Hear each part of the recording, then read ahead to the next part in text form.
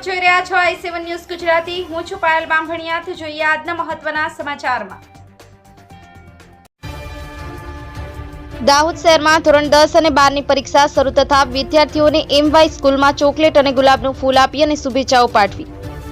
મળતી માહિતી મુજબ દાહોદ શહેરમાં એમવાય સ્કૂલમાં આજરોજ ધોરણ 10 અને 12મા ધોરણની બોર્ડની પરીક્ષા શરૂ થતા ઇન્ડિયન રેડ કલર સોસાયટી દ્વારા બોર્ડની પરીક્ષા આપતા વિદ્યાર્થીઓને પ્રવેશ કરતા કલેક્ટર સાહેબ અને માનનીય ધારાસભ્ય શ્રી કનૈયાલાલ કિશોરી દાહોદ દ્વારા પરીક્ષા કેન્દ્રમાં બાળકોને ચોકલેટ અને ગુલાબનું ફૂલ આપી અને શુભેચ્છાઓ પાઠવી હતી અને બાળકોને ડર વગર પરીક્ષા આપવા શુભેચ્છાઓ પાઠવી હતી।